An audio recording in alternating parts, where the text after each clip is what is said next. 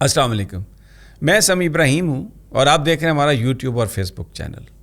سارا دن آج political drama ہوتا رہا لاہور میں، اور آخر میں گورنر ٹھس ہو گئے۔ گورنر بلیغ الرحمان کا جو نوٹیفیکیشن تھا، عدالت نے اس کو اڑا دیا اور پرویز الہی صاحب کی حکومت کو بھی بحال کیا، ان کی وزارت اعلیٰ کو بھی بحال کیا۔ چیف سیکریٹری نے جو نوٹیفیکیشن کیا تھا کابینہ کو تحلیل کرنے کا، اس کو بھی کالعدم قرار دے دیا گیا۔ ایک شرط لگائی عدالت نے کہ اگلی تاریخ تک پرویز الہی صاحب اسمبلیاں ڈیزالو نہیں کر سکتے اور نہ ہی کریں گے۔ قدغن نہیں لگائی کہ آپ ضرور اعتماد کا ووٹ لیں، لیکن کہا کہ یہ آپ کی اپنی ثوابدید ہے کہ آپ اعتماد کا ووٹ لیں۔ لیکن 11 تاریخ کو تمام جو فریق ہیں ان کو بلایا، 11 جنوری کو۔ یہ کوئی تقریباً آج سے 18-19 دن کے بعد کی تاریخ ہے۔ اس کا مطلب ہے کہ اگلے 18-19-20 دن جو پرویز الہی صاحب کی حکومت ہے وہ بھی انٹیکٹ ہے اور پنجاب اسمبلی بھی انٹیکٹ ہے۔ اس دوران میں اعتماد کا ووٹ لیا جا سکتا ہے، قدغن کوئی نہیں ہے۔ لیکن یہ اتنی لمبی کیوں تاریخ دی گئی ہے؟ آپ کے ذہنوں میں ایک سوال ہوگا۔ اس کی وجہ یہ ہے کہ پاکستان میں موسم سرما کی اس وقت عدالتوں میں چھٹیاں ہیں، اور 10 جنوری کو عدالتوں کی چھٹیاں ختم ہوگی، تو 11 جنوری پہلا دن ورکنگ، اور اسی دن لاہور ہائی کورٹ نے اس پٹیشن کو لگا دیا۔ اب ہوا کیا ہے آج؟ علی ظفر صاحب پہلے انہوں نے اپلیکیشن دی جب صبح ایک بینچ بنا، لیکن وہ فاروق حیدر صاحب کی وجہ سے وہ ڈیزالو ہو گیا۔ انہوں نے اپنے آپ کو ریکیوز کر لیا کیونکہ وہ پرویز الہی صاحب کے 15 سال تک وکیل رہے۔ اس کے بعد دوسرے جج صاحب آئے، سماعت شروع ہوئی، اور اس میں عدالت نے یہ کہا کہ ہم عبوری ریلیف دینے کے لیے تیار ہیں، لیکن اگر آپ ہمیں انڈرٹیکنگ دیں کہ آپ اسمبلیاں نہیں توڑیں گے۔ جس پر علی ظفر نے، جو پرویز الہی صاحب کے وکیل ہیں، انہوں نے کچھ ٹائم لیا۔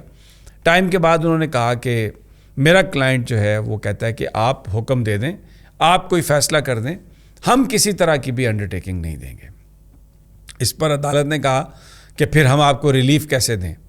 اور ایک بڑی عجیب بات ہوئی، عدالت نے ایک بات کہی کہ اگر آپ انڈرٹیکنگ نہیں دیتے تو ہم میرٹ پر فیصلہ کریں گے۔ تو ایک بڑا سوال یہ اٹھا کہ کیا باقی جو فیصلے ہیں وہ میرٹ پر نہیں ہوتے، یا باقی جو کام ہو رہا تھا وہ میرٹ پر نہیں ہوتا؟ بہرحال یہ عدالت نے یہ بات کہی۔ پھر 1 گھنٹہ اس کو عدالتی کارروائی کو پھر مؤخر کیا گیا، اور اس بیچ میں پرویز الہی صاحب کی مشاورت ہوئی۔ چودھری مونس الہی زمان پارک گئے، وہاں پر پی ٹی آئی کی قیادت بھی بیٹھی تھی، ان سے ملاقات ہوئی خان صاحب کے ساتھ، مونس الہی صاحب کی، وہاں پر ساری ڈسکشن ہوئی۔ اس کے بعد پھر دوبارہ وہ پنجاب اسمبلی آئے اور پرویز الہی صاحب کو اعتماد میں لیا، اور اس کے بعد کمرہ عدالت میں گئے۔ وہاں پر علی ظفر نے، بیرسٹر علی ظفر نے، جو پرویز الہی صاحب کے وکیل تھے، انہوں نے پھر یہ انڈرٹیکنگ دی کہ ہم اگلی تاریخ تک اسمبلیوں کو ڈیزالو نہیں کریں گے، جس پر یہ فیصلہ ہوا کہ پرویز الہی صاحب کی وزارت اعلیٰ بھی بحال اور کابینہ بھی بحال۔ لیکن آج کی جو پروسیڈنگ ہے، بڑا 3-4 اس میں ہمیں چیزیں نظر آئیں۔ ایک تو یہ کہ گورنر صاحب کی جو انٹینشن تھی، گورنر صاحب کا جو ایکشن تھا، وہ خلاف قانون عدالت نے قرار دے دیا، اسی لیے اس کو سسپینڈ کیا گیا اور حکومت کو بحال کیا گیا، یہ عبوری ریلیف دیا۔ لیکن ایک چیز جو آج جو بہت سارے قانون سمجھنے والے لوگوں کی رائے تھی، جن سے میری بات ہوئی، کہ ہماری جو اعلیٰ عدلیہ ہے، چاہے وہ ہائی کورٹس ہیں، چاہے وہ سپریم کورٹ ہیں، وہ rather than acting as a court of law, وہ پنچایت کی شکل انہوں نے اختیار کر لی ہے، اور ان کی کوشش یہ ہوتی ہے کہ معاملہ کچھ سلجھ جائے گفتگو سے۔ اب یہ جو امریکہ میں لوگ رہتے ہیں وہ اس بات کو بہتر سمجھیں، اس کو کہتے ہیں جیسے یہ ایگزیکٹلی تو وہ نہیں ہے، لیکن آؤٹ آف کورٹ سیٹلمنٹ، کہ آپ مقدمے میں نہ جائیں، مقدمہ نہ چلائیں، لیکن آپ کسی ایک پوائنٹ پر دونوں فریق اگر متفق ہو جائیں تو عدالت اس کو اوکے کر دیتی ہے۔ حالانکہ قانون ماننے والے لوگوں کا یہ کہنا ہے کہ عدالت کو فیصلہ قانون کے مطابق کرنا چاہیے، عدالت کوئی پنچایت نہیں ہے۔ اور اس میں ہم نے دیکھا تھا کہ سپریم کورٹ آف پاکستان نے جب حمزہ شہباز کا معاملہ تھا، جب ان کی پٹیشن تھی، تو تب پرویز الہی صاحب کو اور حمزہ صاحب کو بلایا اور اس کے بعد آپس میں ان کا پیچ اپ کروایا. تو یہ اگر ایک کام غیر قانونی ہے تو it should be declared illegal. Enforcement of law یہ ہے، لیکن انفارچونیٹلی پاکستان میں یہ ایسا نہیں ہو رہا. اب میں کچھ ان واقعات کی طرف آتا ہوں جن کی تفصیل بہت اہم ہے لیکن بتائی نہیں جا رہی.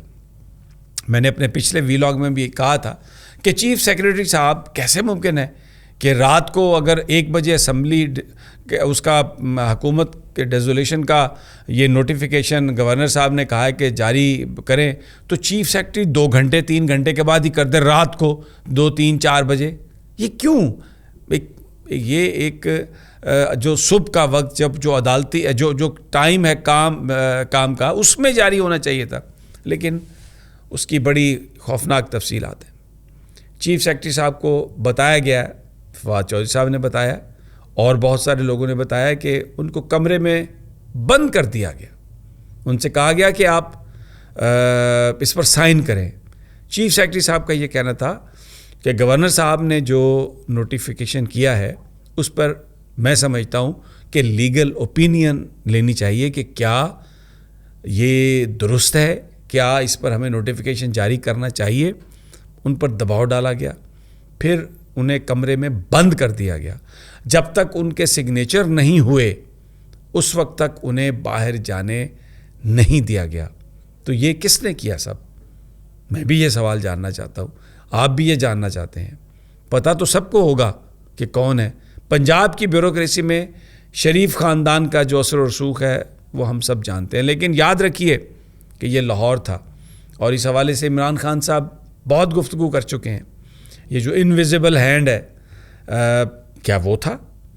اب کیسے پتہ چلے گا؟ وہ بھی پتہ ضرور چلے گا، اس لیے کہ پی ٹی آئی کے جو اراکین اسمبلی ہیں ان کی یہ ڈیمانڈ آ رہی ہے اسپیکر صاحب سے کہ گورنر اور چیف سیکریٹری کو بلایا جائے، ان سے پوچھا جائے، گورنر صاحب سے پوچھا جائے کہ انہوں نے کس بنیاد پر یہ نوٹیفیکیشن جاری کیا، اور پھر چیف سیکریٹری سے پوچھا جائے کہ وہ کیا حالات تھے کہ آپ کو رات میں ہی اس کو نوٹیفائی کرنا پڑا. اور جب وہ بتائیں گے کہ میں نے کیوں نوٹیفائی کیا تو ڈیفینیٹلی وہ بہت ساری ایسی تفصیلات دیں گے جو ہم جاننا چاہتے ہیں. کون تھے وہ لوگ جنہوں نے آ کے پریشر ڈالا، کیا وہ کہہ رہے تھے، بند کیا، کیا کوئی بدتمیزی کی. یہ ایک بڑا اس لحاظ سے افسوسناک تھا یہ کہ چیف سیکریٹری جو صوبے کے سب سے بڑے آفیسر ہیں ان کے ساتھ اس طرح کا سلوک روا رکھا گیا. پرویز الہی صاحب نے آج اسمبلی سے خطاب میں کہا عمران خان میرا لیڈر ہے اور جو عمران خان کہیں گے ہم وہی کریں گے، اور اس کے ساتھ انہوں نے کہا کہ یہ حکومت کہیں نہیں جائے گی اور ہم اعتماد کا ووٹ لیں گے اور پھر اس کے بعد اسمبلیوں کو ڈیزالو کریں گے. اکثریت ہمارے پاس ہے اور یہ ہم بتائیں گے پاکستانی لوگوں کو کہ کے پی اور پنجاب کی اسمبلی خود حکومتوں نے ڈیزالو کی ہے تاکہ ملک میں عام انتخابات کی راہ ہموار کی جائے.